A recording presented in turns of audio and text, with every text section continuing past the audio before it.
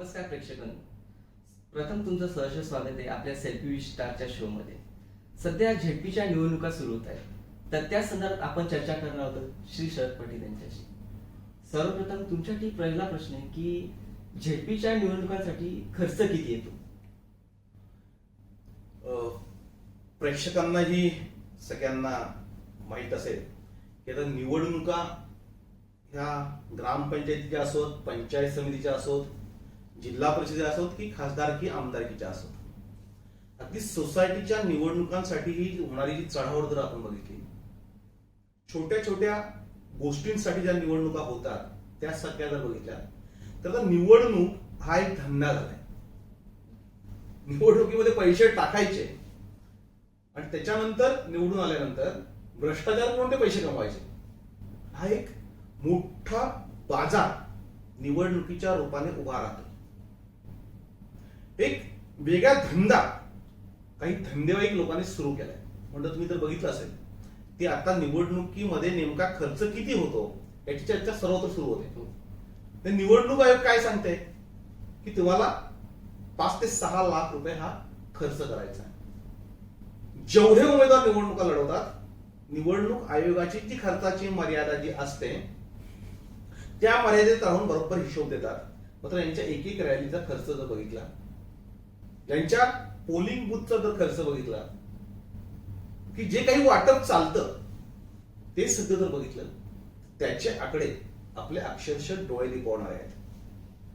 म्हणजे एका जिल्हा परिषद गटामध्ये साधारणतः 25 बूथ असतात.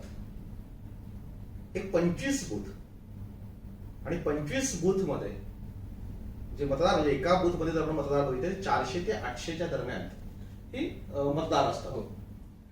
एका बूथवर 1-2 गावं आणि त्याच्या आजूबाजूला असणारे पाडे अशी त्याची रचना असते. म्हणजे आपल्याकडे छोटे छोटे पाडे असतात. जिल्हा परिषद मतदारसंघामध्ये एक गाव असतो आणि त्या गावाला 4-5 पाडे अशी 1-2 गावं अशी त्याची रचना असते. एका गावामध्ये एका बूथला सध्याचा जो ट्रेंड चालू आहे तो साधारणतः 1 लाख रुपये बूथ ही देणं सुरू केलेलं आहे सगळ्या उमेदवारांनी. जे आपण तर मागच्या निवडणुका बघितल्या तर सगळी ठेकेदार मंडळी निवडणुकीमध्ये उतरली होती. पालघर जिल्हा परिषदेमध्ये त्या ज्या सगळ्या निवडणुका झाल्या त्याच्यामध्ये जर बघितलं तर प्रचंड पैशांचा पाऊस पाडला गेला. म्हणजे एका एका बूथवर 5-5 लाख रुपये खर्च केले गेले. त्याची पहिली जी निवडणूक झाली 2 वर्षापूर्वी त्याच्यामध्ये, आता पोट निवडणुका सुरू आहे तो एका एका बूथवर 5-5 लाख रुपये झाले. राजकीय पक्षांनी जे खर्च केले त्याच्यामध्ये एका बूथवर 1 लाख रुपये साधारणतः त्यांना खर्च आला. आणि गावामध्ये प्रत्येक गावात जर आपण गेलो प्रचाराला आणि जर बघितलं तर सर्वे केला तर गावामध्ये मंडळ असतात. म्हणजे एका गावामध्ये अचानक 5-5, 10 मंडळ तयार होतात. काही लोकांनी आधीच तयार करून ठेवलेली असतात. त्याच्यानंतर महिला मंडळ आहेत. आता नवीन ट्रेंड निघाला बचत गट. ही सगळी लोक वेगवेगळ्या टोळ्या करून ठरलेली असतात. आणि उमेदवार आला की आम्हाला भांडी पाहिजे, कोण सांगतं आम्हाला बोरिंग मारून पाहिजे, कोण सांगतं आम्हाला बँकेचं साहित्य पाहिजे. विविध मागण्या केल्या जातात. म्हणजे एका गावामध्ये सरासरी हा 50,000च्या आसपास खर्च तो येतो. त्याच्यानंतर मग प्रचार साहित्य असेल, त्यांच्या खानावली असतील की मतदारांना सवय झाली कोंबड्या, बकऱ्या, दारू हे सगळं त्याला पाहिजे असतं. पुन्हा काही गिफ्ट पाहिजे असतात. आता मोबाईलचा ट्रेंड आलाय. प्रत्येक मतदाराला मोबाईल देणं किंवा आणखीन कोणत्या गोष्टी देणं वाटणं तो एक 50,000 खर्च. म्हणजे एका मतदारसंघामध्ये साधारणतः 2 लाख रुपये म्हणजे एका बूथवर हा खर्च येतो एका पोलिंगवर. अशी जर आपण 25 बूथ धरली तर 50 लाखाच्या आसपास आता खर्च येतो. आता हा जर 50 लाख जर आपण खर्च बघितला तर तो सामान्य मतदाराला किंवा सामान्य उमेदवाराला कोणालाही परवडणार नसतो.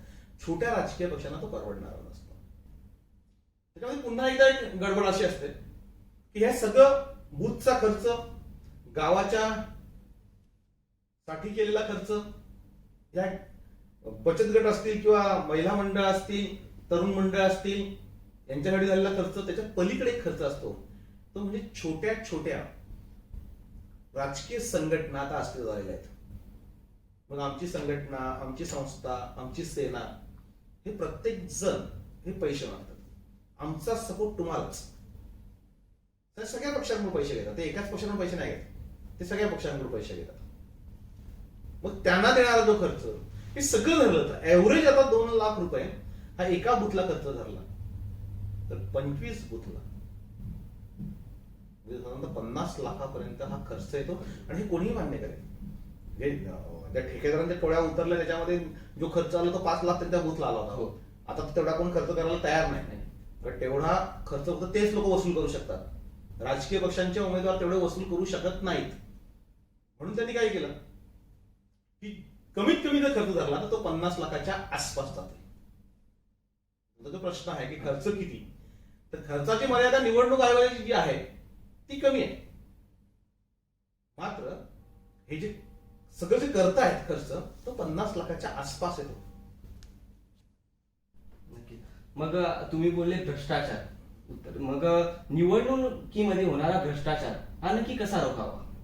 की भ्रष्टाचार रोखण्यासाठी मतदार जागृत पाहिजे. आमच्याकडे काय होतंय, एखादं गाव असेल तर त्या गावामध्ये कुठल्याही विकास योजना राबवल्या जात नाही. म्हणजे स्वातंत्र्याला आता 75 वर्ष पूर्ण होत आहेत. हो. आणि स्वातंत्र्याला 75 वर्ष पूर्ण झाल्यानंतर गावामधल्या आमच्याकडे प्राथमिक सोयी सुविधा नाही. म्हणजे कोणत्याच गावामध्ये अजून आम्हाला शुद्ध पिण्याचं पाणी नाहीये, आमच्याकडे आरोग्याच्या सुविधा नाहीये, आमच्याकडे चांगले रस्ते नाहीये. जी पण योजना येते ती फक्त कागदावर राबवली जाते. त्याच्याचं कारण काय? याच्याचं कारण एकच आहे की आम्ही प्रत्येक निवडणुकीमध्ये पैसे खातो. म्हणजे प्रत्येक गाव निवडणुकीमध्ये विकायला बसलेला असतो. आम्ही विकले जातो. तर गावाने ठरवलं की आमच्या गावामध्ये फक्त योजना राबवा, तुम्ही आम्हाला एकही पैसे देऊ नका. ऑटोमॅटिक भ्रष्टाचार कमी होतो. हो. कोणी जबरदस्ती करील, धाकट तमाशा दाखवील, पैसे वाटण्याचा प्रयत्न करील, बाहेरून काहीतरी गडबड करील, त्या उमेदवाराला पाडणं हा एकमेव पर्याय. आपल्याला जर आपल्या गावाचा विकास करायचा असेल तर आपण एकही रुपया नाही घेणं. पण होतंय काय, आपल्या गावामध्ये 2-4 टाळकी अशी असतात कधी कुठल्या ना कुठल्या राजकीय पक्षाशी संबंधित असतात. म्हणजे प्रत्येक गावामध्ये सध्या अगदी खेड्यापाड्यामध्ये प्रत्येक पक्षाचं जेवढे पक्ष निर्माण होतील, जेवढ्या संघटना निर्माण होतील छोट्या मोठ्या, त्यांचा कोण ना कोणी माणूस तिथे असतो. आणि ते सौदेबाजी करतात, ते गाव विकतात. आणि त्यांनी गाव एकदा काय विकला ते गाव विकासापासून वंचित राहतात. मग आपण नंतर बोंबा मारायला सुरुवात करतो की सगळे लोकप्रतिनिधी चोर आहेत. लोकप्रतिनिधी चोर नाही आहेत, चोर आपण आहोत. मतदारांनी जर ह्या चोऱ्या थांबवल्या, मतदारांनी जर पार्ट्या करणं, दारू पिणं, ह्या सगळ्या बोरिंग मारून घेणं, ह्या मारणं, आम्हाला भांडी द्या, आम्हाला कपडे द्या, आम्हाला मोबाईल द्या, आमचा एवढा एवढं मंडळ आहे आमचं 21 मुलांचं, आमच्याकडे 21 मुलांबरोबर 10 मतं आम्ही तुम्हाला काढून देऊ, 210 मतं तुम्हाला मिळतील, आम्हाला प्रत्येकाला एक मोबाईल पाहिजे, ह्या ज्या मागण्या आहेत, ह्या मागण्या तर त्या उमेदवारांनी पुरवल्या आणि त्यानंतर तो निवडून आला तर तो काही समाजसेवा करायला जाणार नसतो. नाही. पैसे खर्च करून 50 लाख रुपये किंवा 1 कोटी 2 कोटी रुपये खर्च करून तो काही जिल्हा परिषद समाजसेवा करायला जाणार नाही. एवढे खर्च केले असतील त्याच्या गुणले 100 पट. आणि मग आपल्या गावातल्या योजना तो खातोय, आपल्याच नावात तो पैसे कमवतोय. मग तो आमदार असेल, खासदार असेल, अगदी सरपंचही साधा बघा, आपल्याकडे झालेला सरपंच अगदी काल परवापर्यंत त्याला फॉर्म भरायला पैसे नव्हते, निवडणुकीचा फॉर्म भरतो, सरपंच होतो आणि त्याच्यानंतर 5 वर्षाच्या आतमध्ये बंगला, गाडी, सगळं आलिशान गोष्ट म्हणजे जेसीबी डंपर पासून सगळ्या गोष्टी त्याच्याकडे येतात, भरभराट होते. त्याने अख्खा गाव लुटलेला असतो आणि अख्खा गाव डोळ्यादेखत पाहत असतो की आम्ही लुटले गेलोय. आम्ही काहीही बोलत नाही, आम्ही कुठल्याही भ्रष्टाचारावर आवाज उठवत नाही, आम्ही त्याला रोखू शकत नाही, आम्ही त्याला काही बोलू शकत नाही. आम्ही बोलतो कशासाठी, तर तो मला काहीतरी पैसे देईल म्हणून. तुम्ही सरपंच, तुम्ही जर पैसे भ्रष्टाचार केला तुम्ही पहिल्यांदा आवाज उठवणार आणि तुम्ही मला काही दिलं कमी गप्प बसणार. म्हणजे तुमच्या भ्रष्टाचारामध्ये मीही सामील होणार. भ्रष्टाचार जर कमी करायचा असेल तर पहिल्यांदा आपल्यापासून सुरुवात झाली पाहिजे. ती उमेदवारांकडून अपेक्षा करणं उपयोगाचं नाहीये, त्या आमदार खासदारांकडून ती अपेक्षा करायची नाही. आमच्याकडून मी पैसे घेणार नाही, आमच्या गावातला एकही माणूस पैसे घेणार नाही, आमचे रस्ते चांगले झाले पाहिजेत, आमच्या गावामध्ये आरोग्य सुविधा राबल्या पाहिजेत, आमच्याकडे ज्या ज्या गोष्टी आहेत. म्हणजे नागरिक शास्त्राच्या पुस्तकात आपण वाचलंय की ग्रामपंचायतीचं कार्य काय, दिवाबत्तीची सोय करणं, एकाही गावात विजेचे बल्ब नाही, गटारी साफसफाई करणं, एकाही गावामध्ये गटारी नाही. म्हणजे ज्या गोष्टी करणं गरजेचं आहे. नागरिक शास्त्राच्या पुस्तकात आपण शिकलोय हे ग्रामपंचायतीचे कार्य काय? एकही काम होत नाही. आता जर आपण वार्षिक बजेट बघितलं तर तिथे करोड रुपये खर्च झालेले असतात. आज आपल्याकडे पैसाचा प्रचंड पैसा आला. जसा पैसा आला तसा तो निघून गेला. तो सगळ्या ग्रामपंचायत सदस्यांपासून तर अगदी अधिकाऱ्यांपर्यंत सगळ्यांनी तो लुटला. त्याचं कारण सुरुवात आमच्यापासून झाली. पैसे घ्यायला आम्ही सुरुवात केली. याच्या पूर्वी एवढा मोठा भ्रष्टाचार होत नव्हता. कारण असं होतं की गावामध्ये एक दोन पुढारी असायचे. त्याला काही पैसे मिळायचे, ते गावात वाटायचे नाही वाटायचे, पण मतं मागून न द्यायचे. आता काय झालं? पुढाऱ्यांची जागा महिलांनी घेतली. एका एका गावामध्ये 10 महिला गट आहेत, बचत गट आहेत. महिलांनी ठरवलं की आम्ही भ्रष्टाचार न करता मतदान करू, पैसे न घेता मतदान करू, तर भ्रष्टाचार आपल्याला रोखता येईल.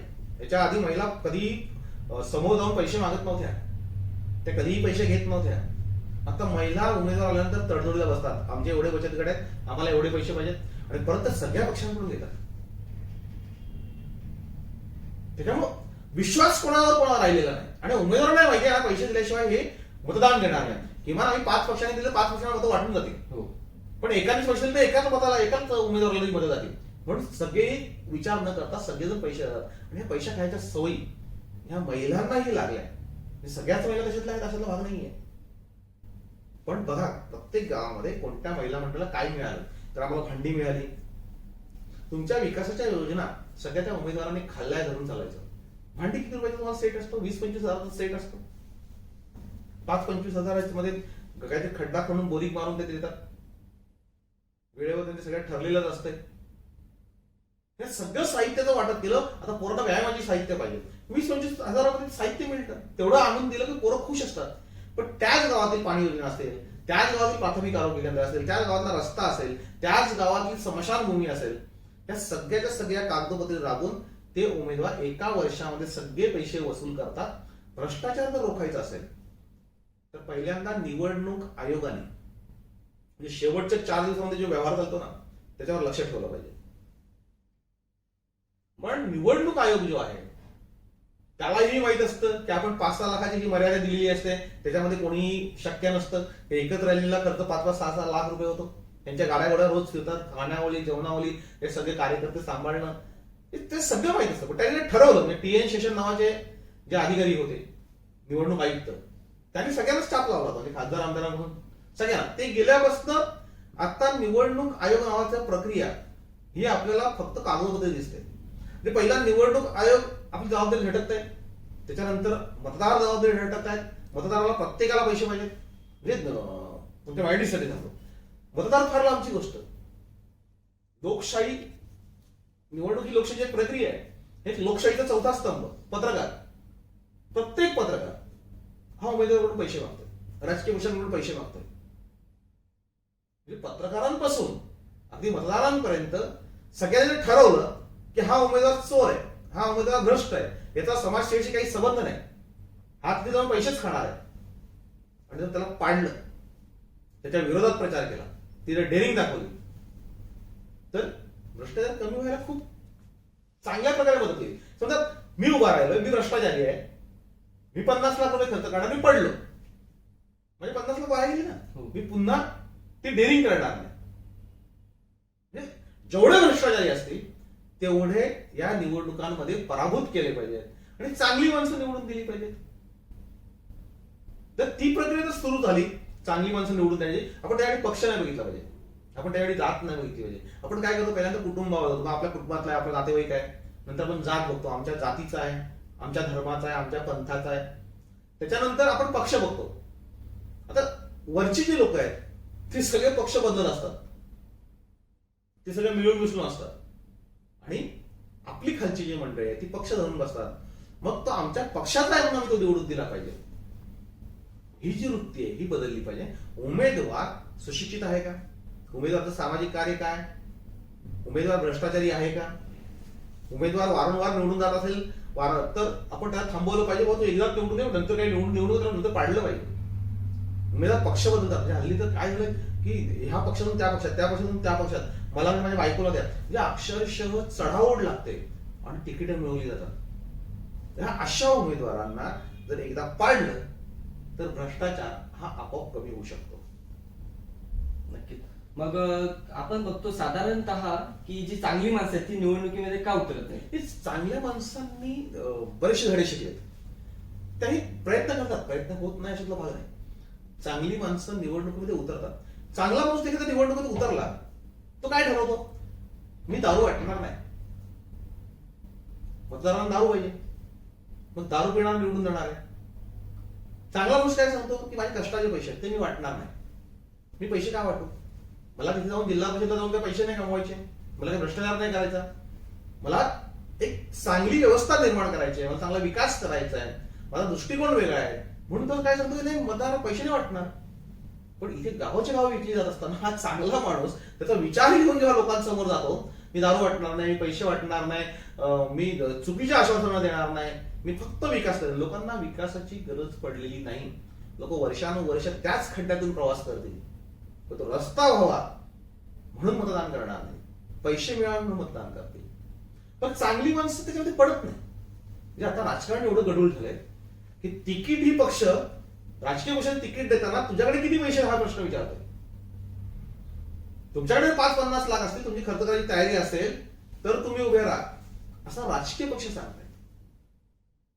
एखादा राजकीय पक्ष असेल तर ते सगळे पदाधिकारी पैसे घ्यायला टाकलेले असतात. तू किती पैसे देणार ते सांग, मग मी तुला तिकीट मिळवून देतो. चांगला माणूस तिथे कशाला जाणार आहे? माझे पैसे घ्या, मला तिकीट दे सांगायला. आणि त्याच्याकडे पैसेच नाही, त्याला राजकीय पक्ष तिकीट का देणार आहे? आणि जी चांगली माणसं आहेत त्यांनी अनेकांनी प्रयत्न केलेले आहेत, ती 100% पराभूत झालेली आहेत. म्हणजे अनेक चांगली लोक, म्हणजे पुण्यातून अविनाश धर्माधिकारी उभे राहिले होते. त्यांनी आयएसची नोकरी सोडून तर एक वेगळी प्रक्रिया पण निर्माण करून एक मोठा गट तयार केला होता. अगदी राज्यभर लोक त्यांची उभी राहिली होती. चांगल्या विचाराने प्रेरित झालेली लोक उभी राहिली, सगळ्यांना डिपॉझिट केलं. म्हणजे नर्मदा बचाव आंदोलनामधल्या एक महिला होत्या की त्यांनी सलग 6 महिने आंदोलन केलं होतं, उपोषण केलं होतं आणि त्या निवडणुकीला उभ्या राहिल्या. पूर्ण गाव त्यांच्या बरोबर होता, पूर्ण परिसर त्यांच्या बरोबर होता. त्या निवडून यांची खात्री होती. त्यांच्या विरोधात एक पैशावाला उभा राहिला, त्यांच्यावर चाकी माणसं विकली गेली, यांची डिपॉझिट गेली. अशी अनेक उदाहरणं देशभर आहेत. जी विचारवंत मंडळी आहे, जी चांगली मंडळी आहे, जी काहीतरी वेगळी व्यवस्था करू इच्छिते अशी मंडळी आहे, ती राजकारणामध्ये उभी राहतात.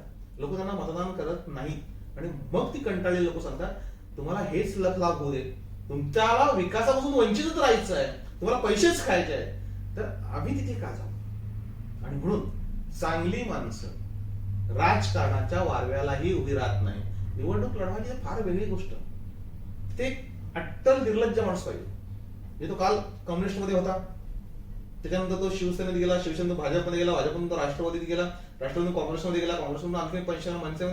ही लाचारांची किंवा निर्लज्जपणाची जी सीमा गाठायची तयारी असते ना, तो राजकारण करतो आता. अशी परिस्थिती निर्माण झाली आणि अशीच माणसं लोक निवडून देतात. पक्ष बदलणारे असतील, पैसे खाणारे असतील, भ्रष्टाचार करणारे असतील. मी तुम्हाला ठेकेदार निवडणुकीला उभे राहतात आणि ठेकेदार निवडून येतात. ते अख्खं राजकारण चालवतात. ठेकेदार जर राजकारण चालवायला लागले तर राजकारण नेमकं काय करतील? तेही तेच करतील. पण ठेकेदार आणि राजकारणी जर एकत्र आले, विकास कसा होणार? विकास होणारच नाही. पण चांगल्या माणसांना लोकांनी निवडून दिलं पाहिजे. पण आम्हाला दारू, मटण पार्ट्या, आम्हाला रात्री लोकांना जेवणावली, आम्हाला पैसे, आम्हाला कपडे, आम्हाला या सगळ्या गोष्टींची आमची अपेक्षा असते आणि ती अपेक्षा चांगले उमेदवार पूर्ण करू शकत नाहीत. म्हणून बघा, दरोडेखोर निवडून येतात, अगदी त्यांच्यावर असंख्य गुन्हे आहेत ते लोक निवडून येतात. भ्रष्टाचार करणारे निवडून येतात, पक्ष बदलणारे निवडून येतात, त्या पक्षातून त्या पक्षामध्ये जाणारे ते निवडून येतात. पण निष्ठावंत नावाचा जो प्रकार असतो त्यांना तरी पहिली गोष्ट तिकीट मिळत नाही. मिळालं तर ते पैसे खर्च नसतात म्हणून त्यांना कोणी निवडून देत नाही. म्हणून जी चांगली माणसं आहेत ती लोकांनी निवडून दिली पाहिजे. आणि जेव्हा ती निवडून द्यायची प्रक्रिया सुरू होईल, लोकांना चांगल्या लोकांना वाटेल की आम्हाला निवडून येता येते, आम्ही निवडून येऊ शकतो, तर ती उभी राहतील. मग निवडणुकीमध्ये चढाओढ पाडापाडी का केली जाते नक्की? निवडणुकीमध्ये सगळ्यात आता राजकारणामध्ये चाललंय.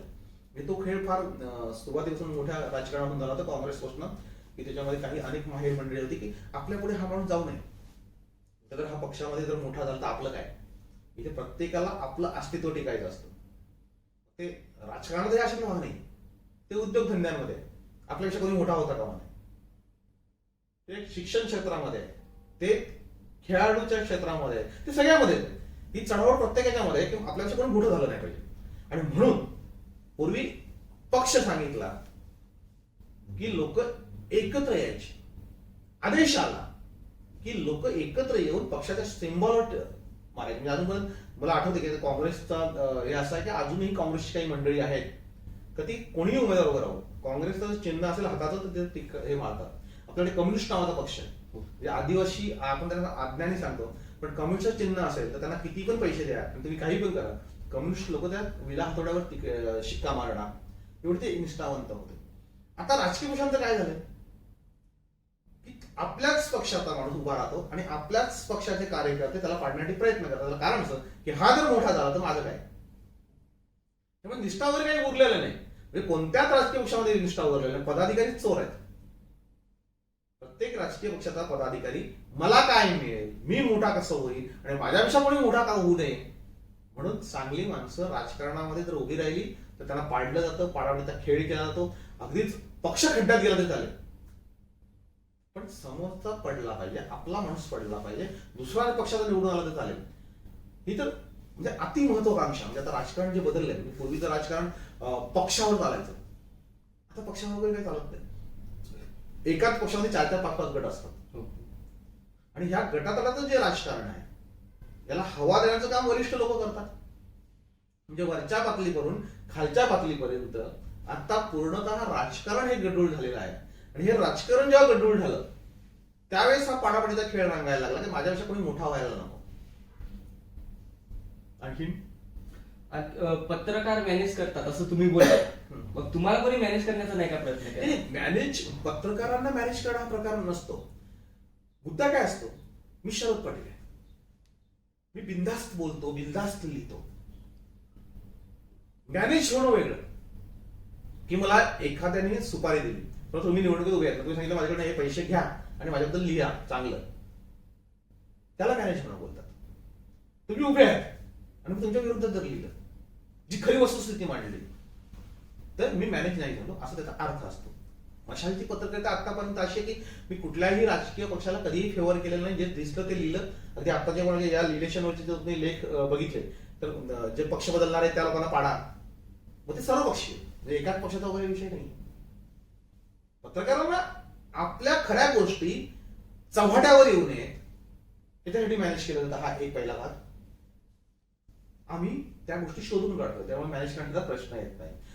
दुसरी गोष्ट अशी असते की आमच्यामधून चांगलं लिहा याच्यासाठी पैसे दिले जातात. आमच्या सभा समारंभ जे होतात त्या समारंभांच्या बातम्या तुमच्याकडे चांगल्या प्रकारे येतात म्हणून पत्रकारांना दिले जातात. पत्रकारांना मॅनेज करणं हे कोणालाही शक्य नाही पत्रकारांनी ठरवलं तर. पण आम्हीच मॅनेज व्हायला बसलेलो असतो, आम्हालाच पैसे पाहिजे असतात. निवडणूक हे असा एक क्षेत्र आहे, निवडणुका आल्या की सगळ्यांचीच चांदी होते, त्यामध्ये पत्रकारही हा घटक आहे, त्यालाही पैसे पाहिजे असतात. मी जाहीरपणे सांगतो, म्हणजे कॅमेऱ्यासमोर सांगेन, कुठल्याही राजकीय पक्षाने म्हणजे जेव्हा लिस्ट निघते पत्रकारांची किंवा ह्या पत्रकारांची एवढी एवढी लिस्ट आहे आणि यांना एवढे एवढे पैसे द्यायचे आहेत, त्या लिस्टमध्ये शरद पटेलचं नाव कधी नसतं. कारण त्यांना माहित असतं की हा पैसे घेणार नाही आणि जर कधी घेतले तरी हा आपला ऐकणार नाही. हे कधी त्यांनी पैसे घेतले तरी हा आपल्या विरुद्ध लिहिणार, त्याला पैसे देऊन पण त्याचा उपयोग नाही. आपल्याकडे कोका कोला कंपनी आहे, म्हणजे किस्सा निघाला म्हणून सांगतो, बॅनेज कोणी गेलो. आपल्या कोका कोला कंपनी विरुद्ध आम्ही लढतोय, प्रचंड लढलोय, म्हणजे मोठ्या मोठ्या ऑफर झाल्या, सगळं सगळं सगळं झालं. त्यांची 5-6 वर्षापूर्वीची गोष्ट आहे, अगदी कायद्याने झालं होतं की खंडणी देणं, म्हणजे जे खंडणी घेतात लोक, तर खंडणी देण्यासाठी पण एक त्यांचं बजेट असायचं, लोकांना मॅनेज करण्यासाठी पण बजेट असायचं. कोका कोलाने इथले आमदार खासदार सगळ्यांची लिस्ट होती की एवढ्या लोकांना आपण एवढे एवढे पैसे दिले. त्याच्यामध्ये एक नाव सतत नाव त्याच्यामध्ये होतं पण 000 लिहिलेलं असायचं, 1 रुपया घेतो. तिथले मॅनेजर नवीन झालं तर विचारलं, आतापर्यंतच्या इतिहासामध्ये शरद पटेलच्या नावाच्या पुढे एकही आकडा दिसत नाही. कारण काय? मी सांगितलं, तुमची कंपनी मला कधीही मॅनेज करू शकणार नाही, ती कितीही मोठी असली तरी. मी त्या कंपनीच्या विरुद्ध सातत्याने भांडत राहिले. सतत त्याच्या काही चुकीचं दिसलं तर मी लिहित राहील. मला ती मॅनेज नाही करू शकली. मला कुठलाही राजकीय पक्ष मॅनेज नाही करू शकला. मला कुठलाही अधिकारी करू शकला नाही. म्हणजे भ्रष्टाचार अगदी 100 कोटीच्या क्लब मधले 30 भ्रष्टाचार मोठे काढले तुम्ही. 100 कोटीपेक्षा जास्त. एकाही भ्रष्टाचाराला शरद पटेल मॅनेज करता आलेलं नाही. आता राजकारणामध्ये मैत्री संबंध अनेकांशी आहेत. मैत्रीमध्ये आपण राजकारणामध्ये सगळेच पक्ष आपल्या मैत्रीत आहेत. पत्रकार म्हणून आपल्याला सगळ्या पक्षांचे आपले संबंध असतात. चांगली लोक आपल्यालाही वाटतं चांगली लोक निवडून आली पाहिजेत. आपण त्यांना मदत करतो. आपण त्यांना मदत करतोय तर आपण मॅनेज झालो अशातला भाग नाहीये. पण पत्रकारांना जी पाकिटं दिली जातात ती सवय या राजकारणी लावल्यात आणि पत्रकारांनी ते घ्यायच्या सवय. पत्रकारांनी नाकारलं पाहिजे की नको आम्हाला तुझं पाकिट. म्हणजे माझ्या 32 वर्षाच्या पत्रकारितेमध्ये निवडणुकीच्या प्रचारातलं पाकिट माझ्याकडे आलेलं नाही. की त्यांच्या लिस्टमध्ये माझं कधीही नाव नसणार. ते देऊन देऊन हे किती देणार. आश्चर्य वाटतं. म्हणजे राजकीय पक्षामध्ये आमचे सगळे मित्र आहेत. कोणत्या पत्रकाराला किती दिले. अगदी पत्रकाची लायकी ठरलेली दिसते. याला 2000, याला 5000, याला 10000 लायकी प्रमाणे पैसे वाटतात. पत्रकारांची लायकी राजकारणी ठरवणार. पत्रकारांच्या लिखाणाची किंमत राजकारणी ठरवणार. म्हणजे आश्चर्य वाटते ते. म्हणजे मला ज्यावेळेस पेपर सुरू झाले 1994 ला तेव्हा एका आमदाराने सांगितलं होतं की सगळ्याच पत्रकारांना तुमचं पत्रकारांना पैसे देतात. त्यामुळे हा पत्रकारांना पैसे तुला हे मिळते ते येऊन किती पैसे. त्यांना एक आकडा सांगितलं नाही एवढे पैसे. मी ठेवा तुम्हालाच. हे पैसे घेऊन मी तुमच्या बाजूने कधीच लिहिणार नाही. मी लिहिण्यात कोण लिहून पैसे त्याला मग घेतले मी पैसे तर तुमच्या आधी मी पण आलो ना. कारण सगळ्या पत्रकारांना एकच माहित असतंय की आम्ही सगळे चोर आहोत. हो. त्याच्यामध्ये आपण कोणतरी वेगळा दिसला पाहिजे आपल्याला. मी 94 ला जेव्हा डेअरिंग केली होती तेव्हा मित्रच होता म्हणून त्यांनी सांगितलं. त्याच्यानंतर आतापर्यंत ज्या प्रचाराची पाकिटं वाटली जातात किंवा पत्रकारांना मॅनेज करण्यासाठी पाकिटं वाटली जातात त्याच्यामध्ये पालघर असेल ठाणे जिल्ह्यामध्ये आपलं नाव तिथे कुठेही नसेल. आणि म्हणून निवडणुकीच्या काळामध्ये ज्या घडामोडी घडतात त्या खऱ्या वार्तांकन करण्याची आपली तयारी पाहिजे. माझ्या आताचे तुम्ही जर लेख बघितले किंवा माझे आताचे व्हिडिओ बघितले की भ्रष्ट आणि नालायक जे उमेदवार असतील किंवा पक्ष बदलणारे उमेदवार असतील त्यांना पाडा. ते सगळ्याच पक्षात आहेत. की आता मी तुमच्या समोर बोललो की ह्या लोकांना तुम्ही पाडलं पाहिजे. ह्या लोक चुकीचे आहेत. या लोकांना तुम्ही गाडलं पाहिजे. का अशी लोक गेली नाही पाहिजेत. आता मी असं सांगितल्यानंतर आणि तशीच लोक सगळी उभी असल्यानंतर पैसे द्यायला कोण येईल. म्हणून मॅनेज करण्याची कोणी प्रयत्न केला नाही का. तर प्रयत्न करणं तुम्ही एखाद्या उंचीपर्यंत पोहोचले तर त्या उंचीवर लोकांच्या लक्षात येतं की नाही हा माणूस त्या टाईपचा नाहीये किंवा याची किंमत वाढलेली आहे. सगळ्यात महत्वाचा भाग असतो की याची किंमत वाढलेली आहे.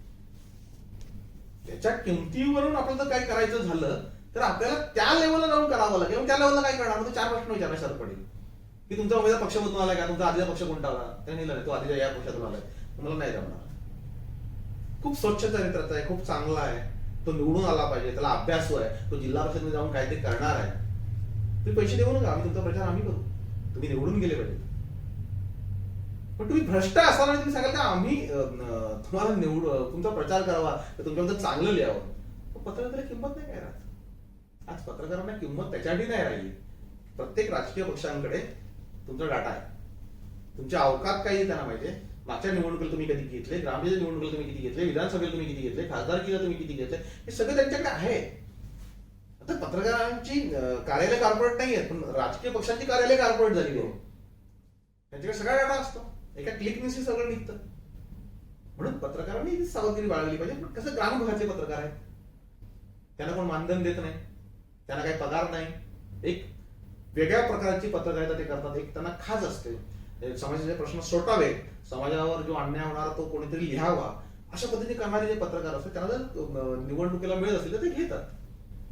पण मी स्वतः पहिल्या दिवसापासून पत्रकारितेच्या पहिल्या दिवसापासून उद्योजक आहे. मी उद्योगधंदे करणारा माणूस आहे. मला चांगल्या मार्गाने माझ्याकडे पैसे येतात. मग पत्रकारितेतून अशा मार्गाने पैसे घेण्यापेक्षा चांगल्या मार्गाने आपण कमवणं केव्हाही चांगलं. मग तुम्हाला धमकी नाही आली का आजपर्यंत किंवा भीती नाही वाटत काही काम करताना. नाही धमकी नावाचा हा प्रकार तर खूप वेगळा आहे.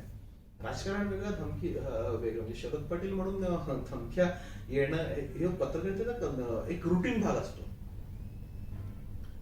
धमक्या येणं लोकांनी शिव्या देणं लोकांना दादागिरी करणं आपल्या ऑफिसची जाळपोळ करणं तोडफोड अनेक गोष्टी अनेक वेळा झाल्या. म्हणजे तो एक वेगळा विषय होईल. पण धमक्या येतात ना. धमक्या येत नाही असं कोणी सांगितलं. आपण एखाद्याच्या विरुद्ध जर जाहीरपणे कॅमेरा समोर बोलतो लिहितो त्या समोरचा माणूस तर गप्प राहील तो ऐकून गेला असं काही होत नाही. हो. पण त्यातला घाबरून जर आपण जर थांबलो बोलायचं नाही लिहायचं तर लोकांचा विश्वास पत्रकारांचा उडेल. ओके, धन्यवाद तुम्ही आमच्या शोवर आल्याबद्दल. थँक्यू.